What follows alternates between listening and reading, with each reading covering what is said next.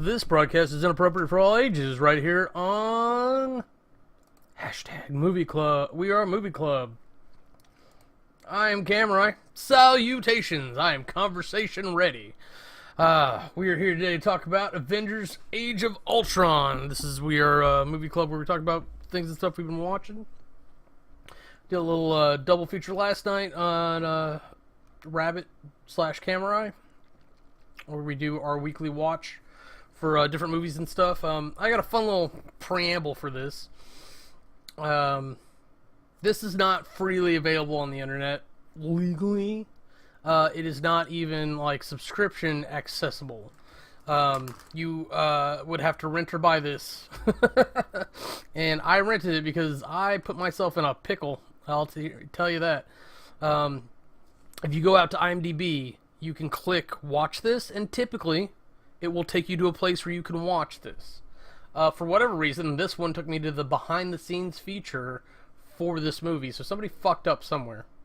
So a little upset. Which, of course, that one says you can watch as long as you're an Amazon Prime member. So I got excited. I was like, well, I'm not going to watch it now. I'll wait for next week. So I set up the event and everything. And then, lo and behold, when the following week came by, it's not available for Amazon Prime Video people because it never was. So I dropped $4 to rent it for the night. And I'll probably never do that again. Never do it that way again. I'll probably never rent this movie again. I might pick it up or get it through like Netflix or something like that, but I'm not saying I won't ever watch it again. It's kind of neat to see some of the action scenes that are in here. I actually really like the idea of them fighting together while fighting more against like a better villain than Nemo, who is the villain in Civil War, Captain America Civil War. Which is pretty much an Avengers movie. It's a Winter Soldier movie with a bunch of Avengers in the way. But they did a lot of the action scenes better in that one, and it's basically the same storyline. Someone wants the Avengers to fight each other to destroy themselves while they do something somewhat sinister, maybe. So it's really interesting to see that they did the same-ish storyline with two different villains, and both pretty lame villains. Nemo was a coward and a wuss. Amazing that he managed to do as much damage as he did. Granted, he was really smart. And then Ultron, oh my god, this is the lamest possible version of Ultron you could ever have. And there's no way he's dead. He lives on in Vision, if nowhere else. In the comics, Vision was constantly restarting or rebuilding Ultron. He wasn't aware. It wasn't aware that it was doing it, but it would rebuild Ultron so that Ultron could slink back into the internet or whatever, and then rebuild itself, and whatever tools it thought it needed to take on the Avengers and whatever dastardly plan it had that week. So Ultron really was invincible for all intents and purposes in the comics. I maintain that that's how it is here. There's no way this movie ends and he's actually gone forever. He'll be back. Hopefully he's back in like Pym Tech or something. It'd be neat to see how he interacts with Hank Pym, because I think at the time that they created Ultron for the movies, they didn't want to use Hank Pym because he's a famous wife beater in the Marvel comics. Like the original Wasp, he beat the shit out of her like on a semi-regular basis, and he was as bad an alcoholic as Tony, if not worse. Granted, he was really smart, and apparently that made up for some things. Not in my book, anyways. I probably would have put an arrow through his head, or a bullet, whatever was handy at the time. Whatever technology he made carry on. But let's see. So when they do Ant-Man and Wasp, I'm really unsure if they're gonna actually go and recover Hank's wife, or if his daughter's going to be the Wasp. It's probably going to be his daughter and Scott Lang, so that they can get away from the the comic book origin, how horrible a storyline that actually is. Because as much as these fucking movies have no original ideas, they tend to like to make up shit. Like, they don't have enough of an original idea to do anything unique or special with the movies themselves. So they lean on these key moments that tested well. In the comics and in polls, and like Civil War, Infinity War, the reason they did those and the reason they don't do them in the right order is because when they Google Marvel comics, those are the big things that come up that everyone's talking about, that everyone's discussing, and there's two big reasons for that. It's one, that they were huge events in the comics, so everyone wants to talk about what happened in this huge event. Secondly, it was a crossover, so no matter who you were a fan of, it brought you to that point. And it brought people who weren't normally conversing together to talk. Because if I'm a Daredevil fan, and you're a Miss Marvel fan, those two characters really don't overlap a whole lot. But like when it came down to Infinity War, and when it came down to Civil War, they both got involved, one way or the other. Or I guess New Avengers, if you will. So, it's just... I'm trying to get the comic book talk out of the way first. It's just interesting to see how they do, or why they why they do things like this. And I think they didn't understand what they were getting when they got Ultron, when they used Ultron. They understood that he was a huge villain in the comics, that people recognize him, that he was a big name, that he's a piece of technology. And in Hollywood, these old fat white guys love doing technology is scary. They love fear-mongering future tech. So they were like, ooh, an AI. The kids like that. It's some of that fancy technology. So, long story short, they try to do this, and they try to do it as a monster movie. They try to do it as with him all humanized, and he fucking shouldn't be human. It shouldn't be humanized. I'm gonna correct myself the whole time. I did this with Ex Machina. I tried for the life of me to remember that is it Eve is an it, not a she. Now you could make arguments for it that like that gender association doesn't have anything to do with sex, because AI are sexless, or I'm sorry, AI are sexless. Doesn't matter what she's in.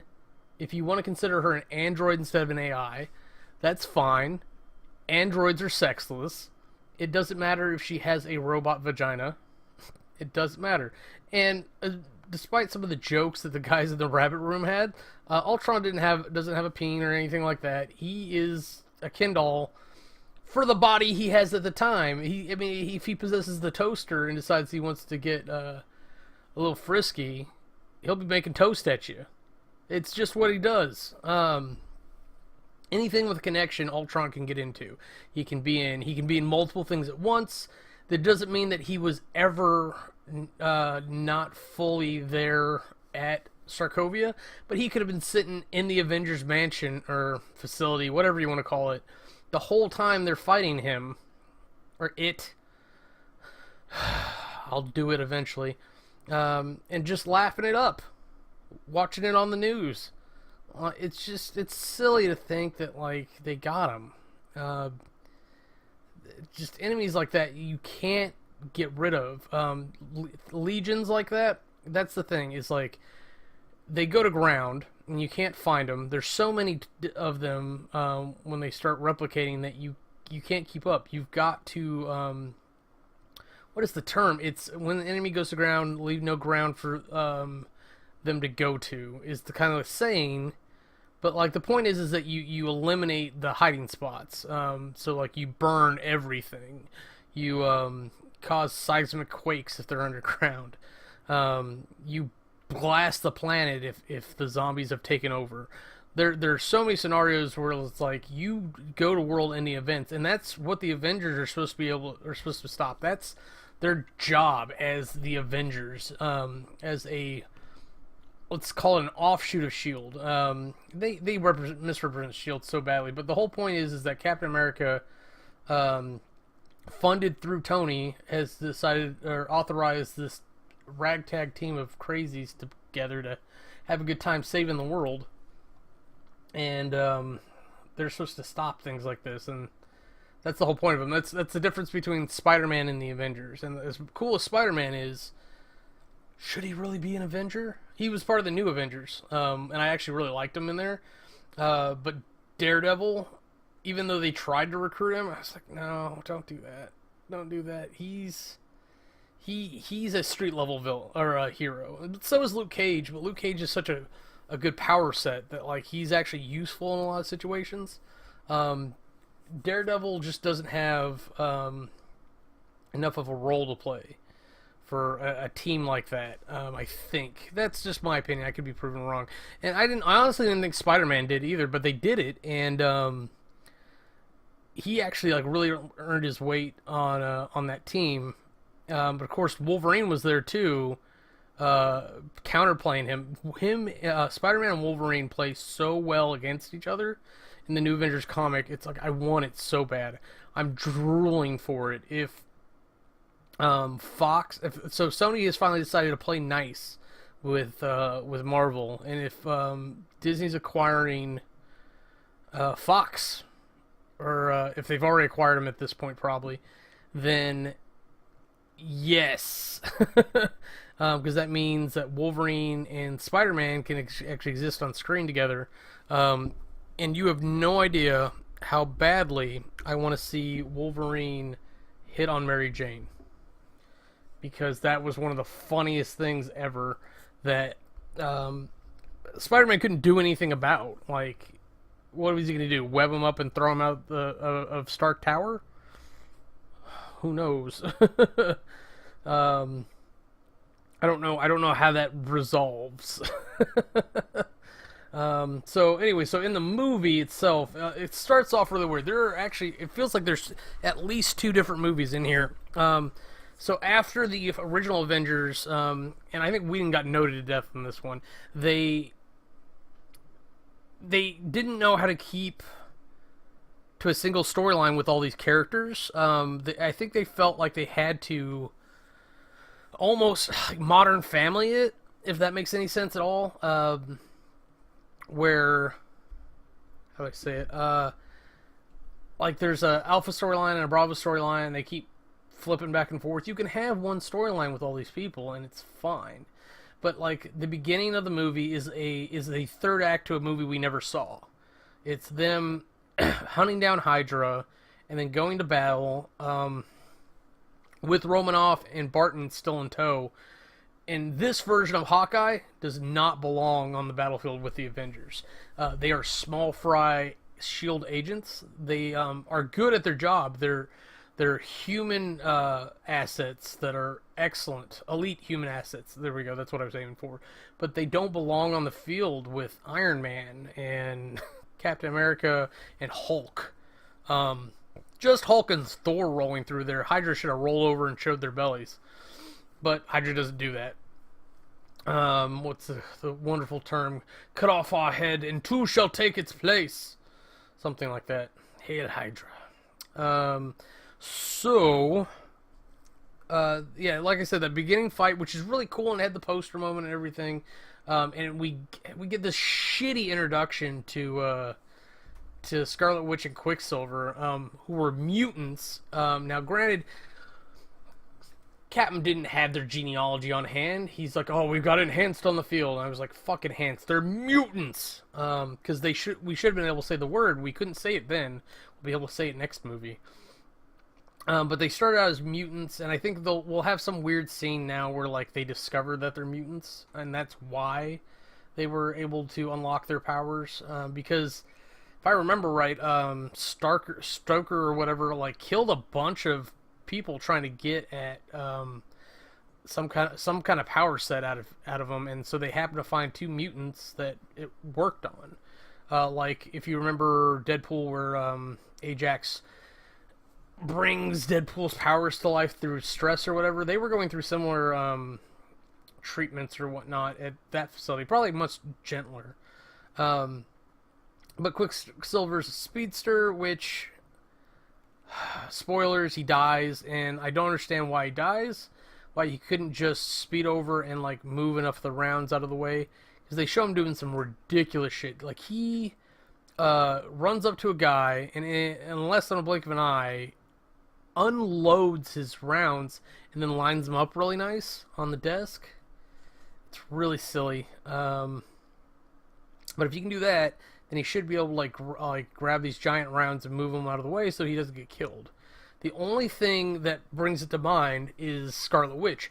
Now, I've been saying for quite some time that she's been totally underrepresented. She doesn't know how to use her powers yet. She doesn't realize what her powers are.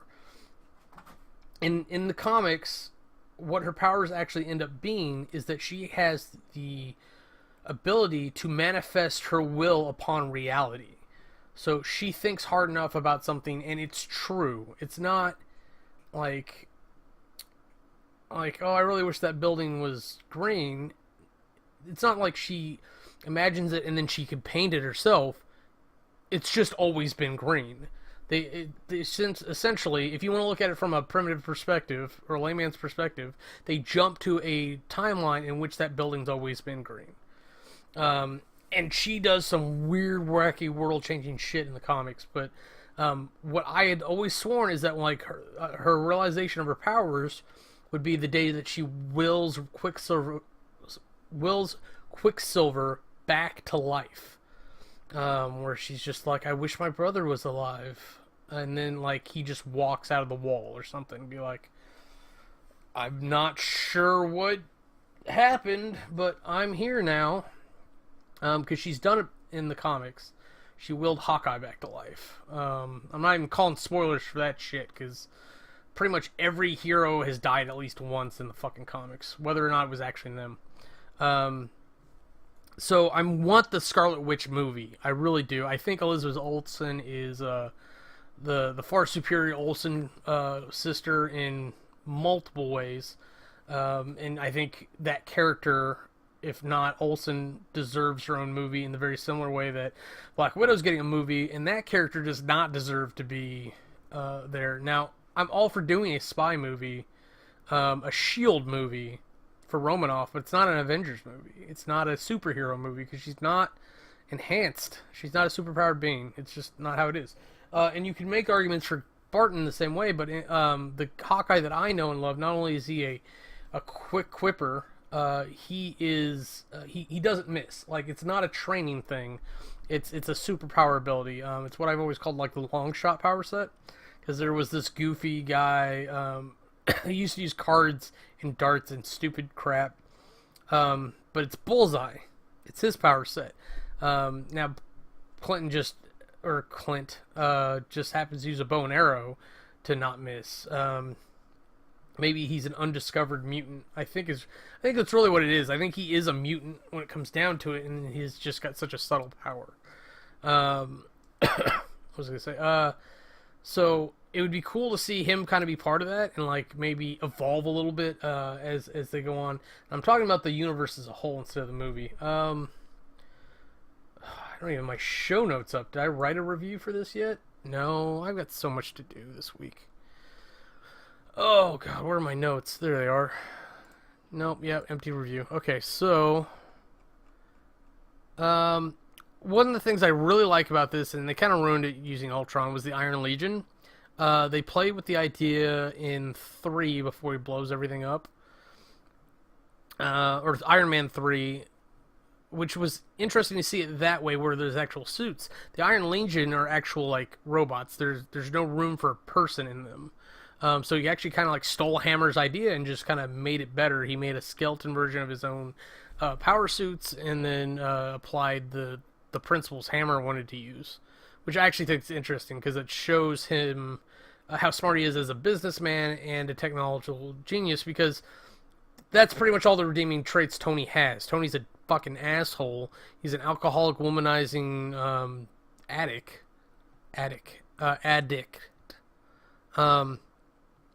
And he has the genius move to actually, like, once they recover the Loki scepter, to download an AI they happen to find in the scepter, which is a fucking weird thing. It's a weird scenario in the first place. Be like, oh, what could it be? What's behind door number 3? Oh, it's an alien AI. What do you want to do? I want to download it in my personal computer connected to the world's internet. Yeah, let's do that.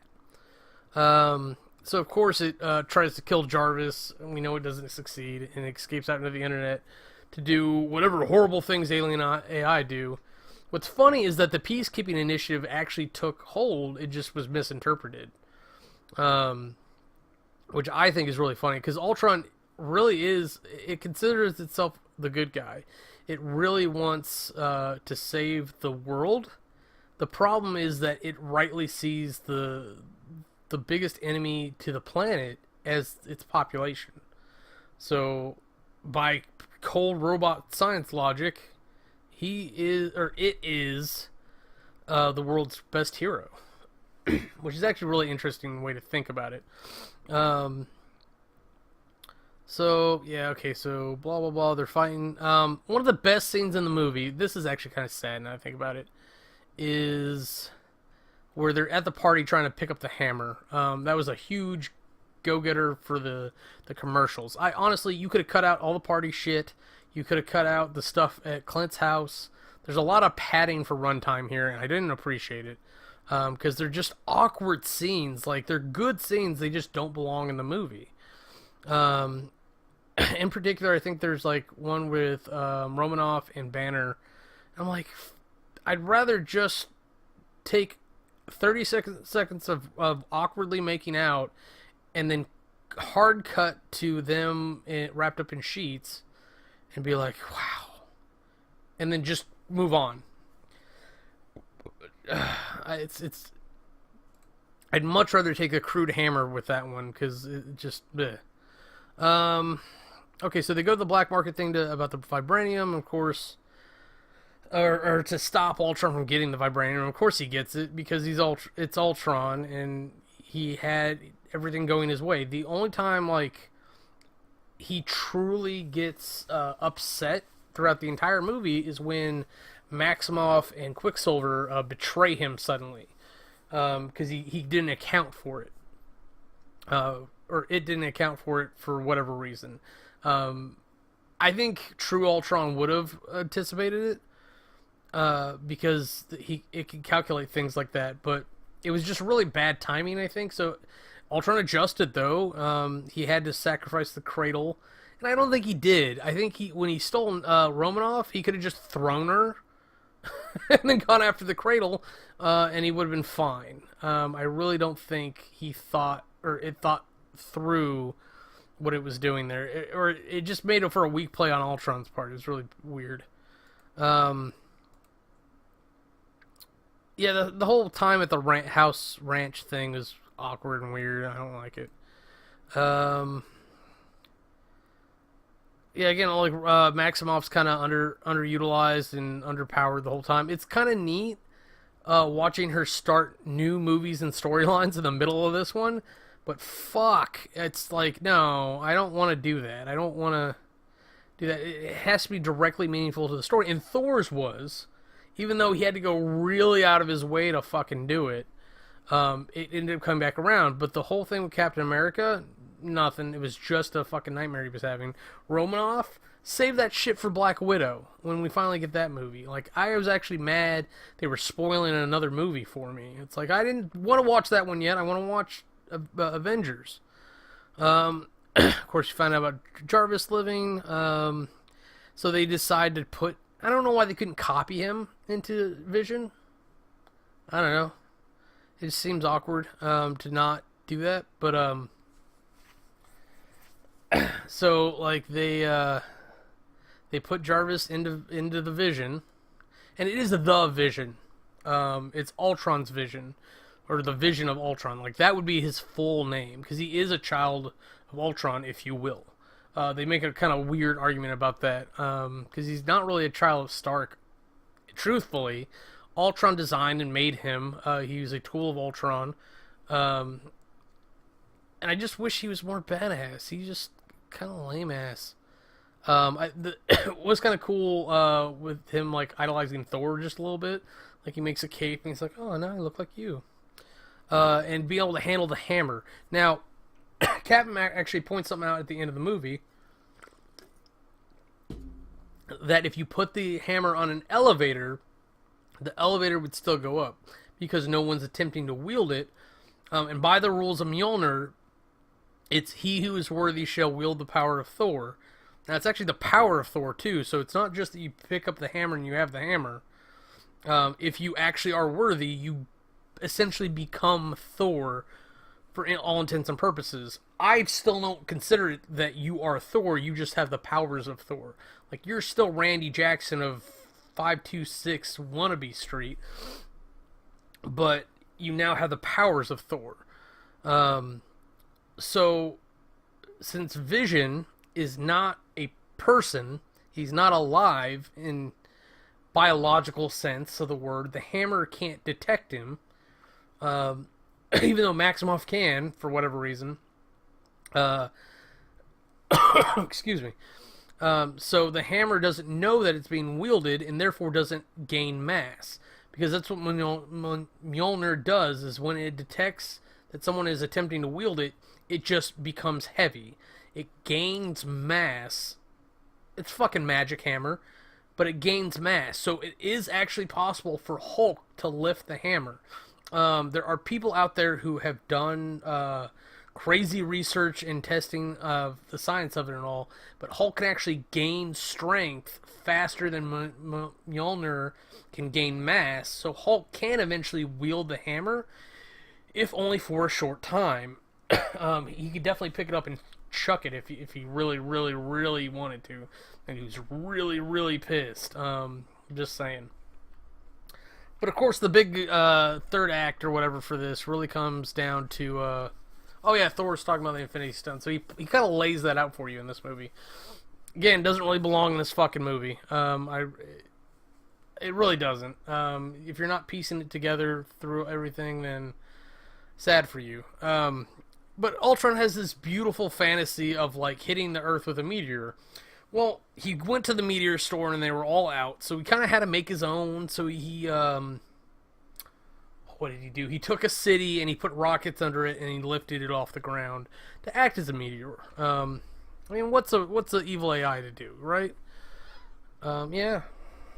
You want to say hi to the camera? No? You want to lay down? Okay. There's a kitty here, I promise. She's being weird. So, of course, they're trying to evacuate Sokovia, and they're not subtle about it. Like, they're just like, everybody get the fuck out. And so, obviously, Ultron noticed people evacuating, and he just waited. Or it just waited, and then they got a little cocky, and they actually went after him before the evacuation was over. Come here. Come here. Why are you so hesitant? It's a kitty. I wasn't just making it up. So they went to the city, and they actually got on about Ultron. You're just not having it, are you? You can go. So they got on about Ultron, so they started picking the fight, so he came out of hiding, or it came out of hiding, all of it. You gotta remember, too, like, the plural of it in this place is it, because it's an AI, so it was controlling all these different chassis, or robots, if you will. Some that can fly, and some that crawl, and some that punch, and some that die, and there's your short poem for today. And it's ridiculous, everything going on. Like, he even hijacks a Quinjet at one point. It's almost comical. It's almost like Saturday morning cartoon funny, everything that Ultron is doing. It's not diabolical mastermind type stuff that like you would expect out of a genius AI. It's more of the stuff of a petulant child. It's like, oh, they left their toy open. I'll fly around and shoot them with it. Like, he even had that really dramatic moment where he's talking to Black Widow, and he's like, oh, what doesn't kill me? And then he rips, it's so weird, the prepositions here, or the pronouns, but like, and then he shoots his arms through his previous chassis and rips himself in half, and he's like, only makes me stronger. And then Tony has that nice little smirk about like, him juicing or whatever. Oh man. So and then because Quicksilver sacrifices himself, and Ultron's the one that they're all fighting, Maximoff loses her fucking mind. She does this like cool AOE almighty push type thing where like there's actually a robot like about to hit the button, and then she just and it's like you see the red haze go everywhere, which was, I don't know, I still don't like that power that they have her, but like they're treating her as if she's a psychic, telepathic, telekinetic limited, and she's like, they're essentially gonna end up using her as another Dark Phoenix, which is weird, because they're actually rebooting that movie. If you didn't hear, they're gonna reboot X-Men 3: The Last Stand because it was that poorly received that they're like, we're gonna go back and fix that. And I guarantee you Disney has a hand in that. They were like, we don't like that this product is here and that everybody hates it. We're gonna make one that people like. Disney's good like that at times. But of course, why Maximoff is ripping out Ultron's heart out of his primary chassis, it is moving towards the button because she wasn't doing her due diligence. It hits the button, and the city falls, and then Tony, who has been doing shit this whole fight, ends up trying to slow the city falling down. No, and Rhodey should have been around. I don't know if he was or not, but like I don't remember him showing up until like later on, along with Vision, and then he's all pissed because Vision got licks in where he should have. Because Rhodey was basically on cleanup crew. Like Rhodey really takes the short bus on a lot of this, and I don't appreciate it.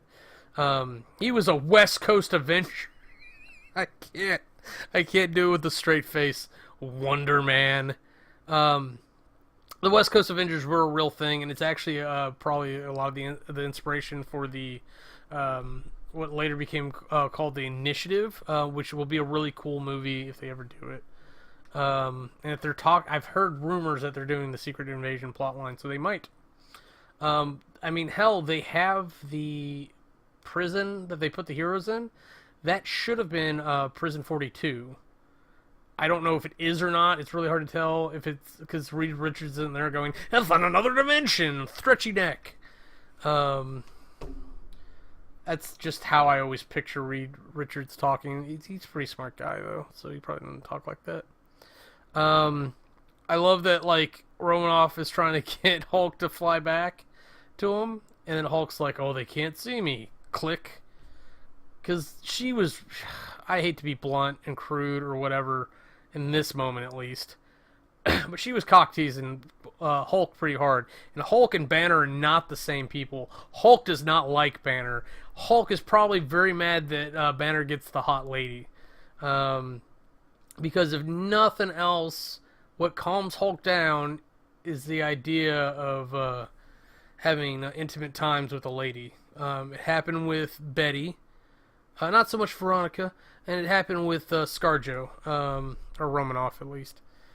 Okay, so they're gonna blow up the city. Great. I still don't understand that plot line, like how they were gonna blow the city up before it hit the ground.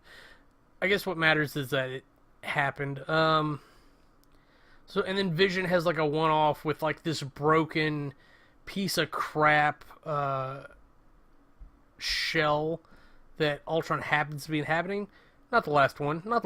And because what was he doing when he lunged at Vision like that?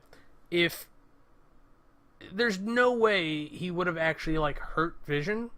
So the only thing he possibly could have been doing as an evil genius AI who is trying to take over the planet is implant himself in Vision, even if it's as a subroutine.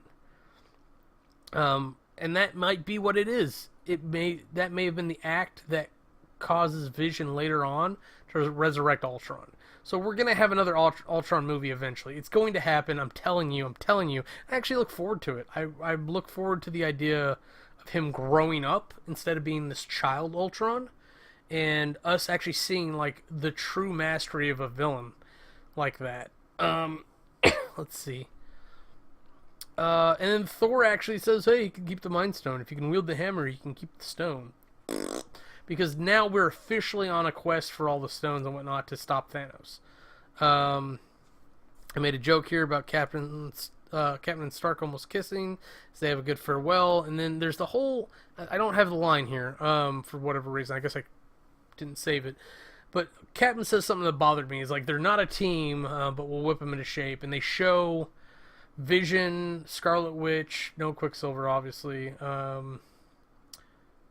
Falcon, and Rhodey, or War Machine.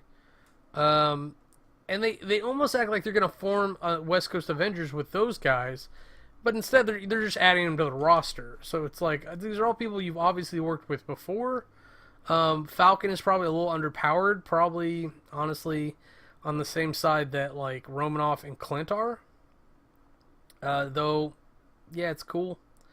If Romanoff and Clint get to come, Falcon gets to stay, because he's probably at least useful in a scout capacity.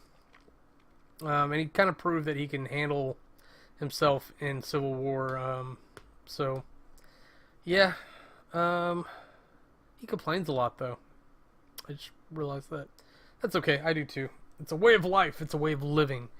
I did about 35 minutes so far of just basically rambling about Avengers. I could go ahead and stick a bunch of numbers on here and give you a score, but I'm going to wait. Go ahead and check out the Tumblr, WeAreMovieClub.tumblr.com. See what I ended up scoring this for.